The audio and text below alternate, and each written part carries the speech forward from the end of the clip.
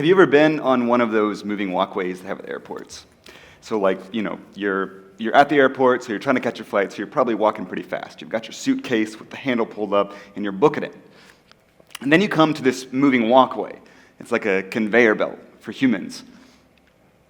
Sometimes they call them people movers. And now if you step onto that moving walkway, you have the speed of your fast walking plus the speed of the moving walkway. So it's more like you're running with no additional effort.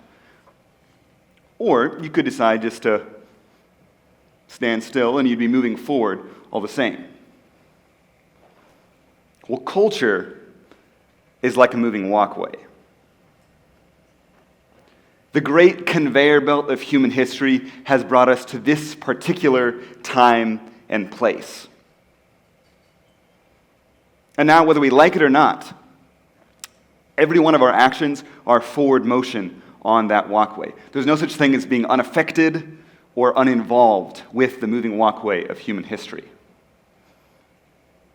Everything we do somehow either embodies or iterates up from all of the inherited history of where we live. So where do we live? In the 1920s, Kansas City was a true cattle town. Most of the city's activity was centered around the cattle yards, what's now West Bottoms, and downtown. But one man had a dream that would change all that. So J.C. Nichols bought a pig farm out in the boonies and built the country's first shopping mall intended for transport by automobile, the Country Club Plaza. And once he successfully lured people to his then quite suburban shopping district, he set about creating the surrounding residential areas, the Country Club District, an area that he envisioned should be full of mansions and golf courses and oak trees that should look like they've been there for hundreds of years. But of course, J.C. Nichols was moving on this great conveyor belt of human history just the same. So the way he would go about populating and creating his idyllic suburbia would be very much circumscribed by that moving walkway. In the 1920s, the idea of the fabled, dangerous black man was fairly new. Previously, during slavery, black folks had been considered inferior human beings, objects of pity, in need of religion and white folks to uplift them. But at the turn of the century, one false, destructive narrative would be exchanged for another. Why? To disrupt the organization of white and black labor in the South especially, and to suit the needs of political parties. So at the turn of the century, propaganda flew off the presses, depicting black bodies as sexually rabid and incredibly violent. This false, destructive narrative is the same narrative that we live with today and that also impacted J.C. Nichols. It's the reason J.C. Nichols created his idyllic suburbia as a white haven apart.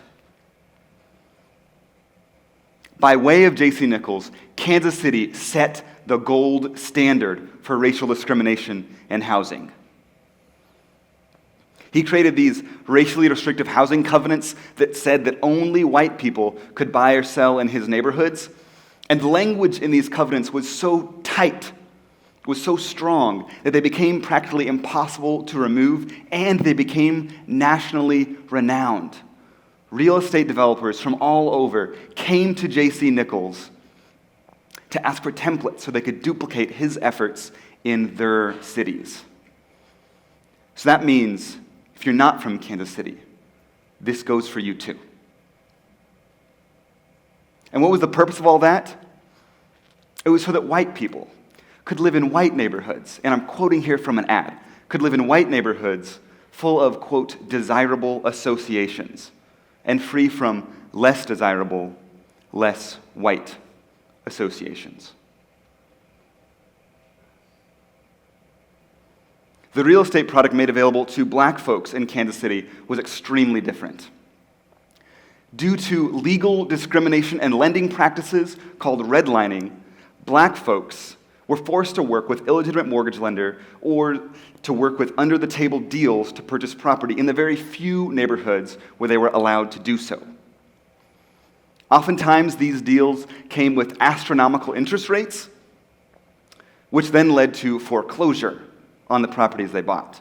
After foreclosure, properties would be then returned to their illegitimate mortgage lenders, then turned over, the prices inflated, or they would be turned into rental properties.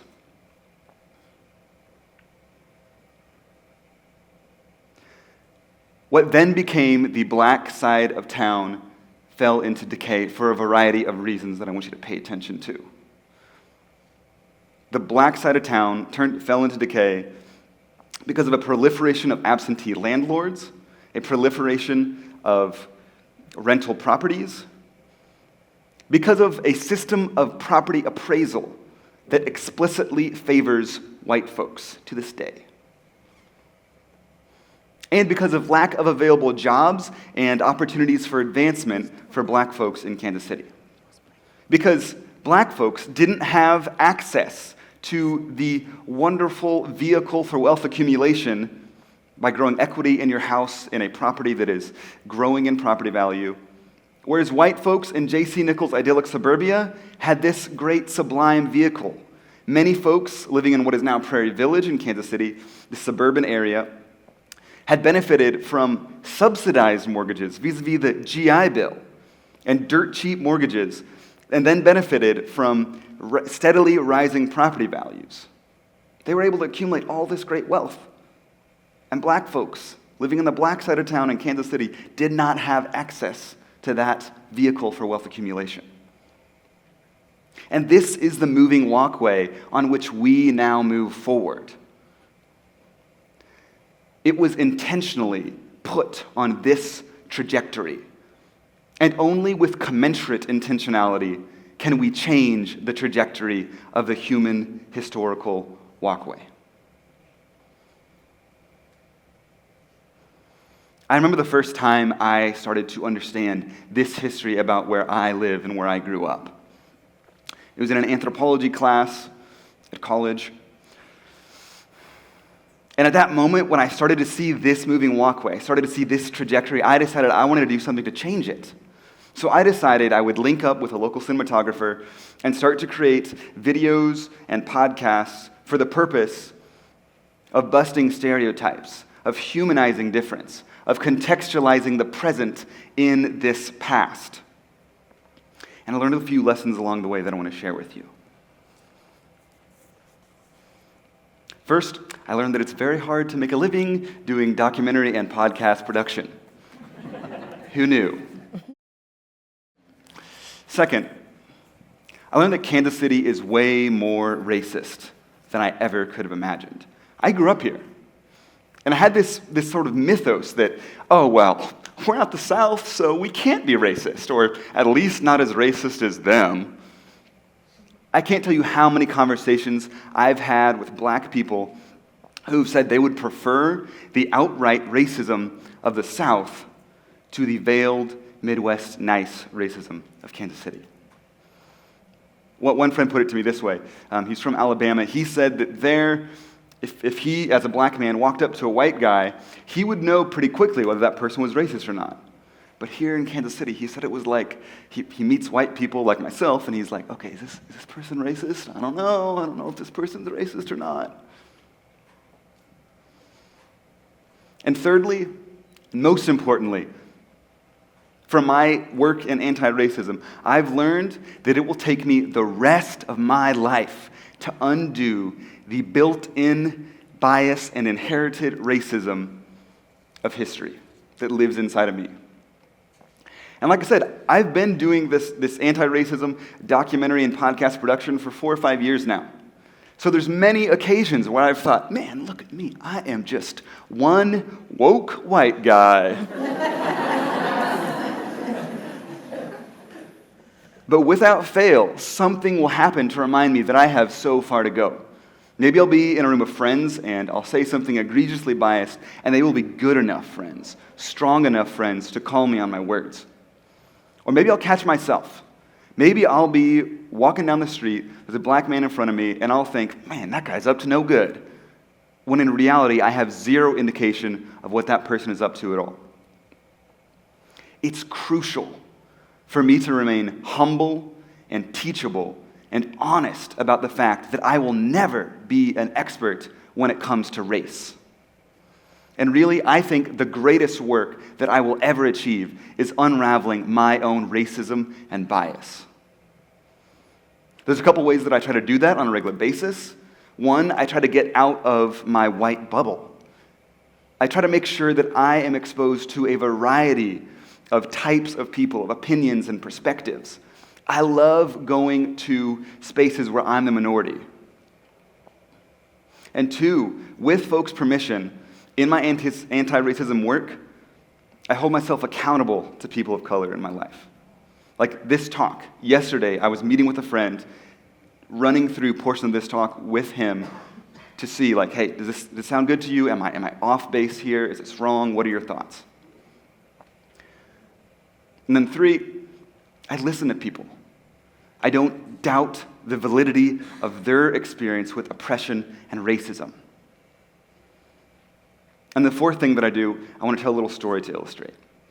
It's a story from the very first documentary series that I ever worked on. It was in partnership with KCPT, a local PBS station. It was called Your Fellow Americans. You can look it up on YouTube. Everyone should look it up on YouTube. I was interviewing this 7-year-old black lady, really amazing woman who had marched in the civil rights movement. She had been jailed when she was pregnant with her first daughter.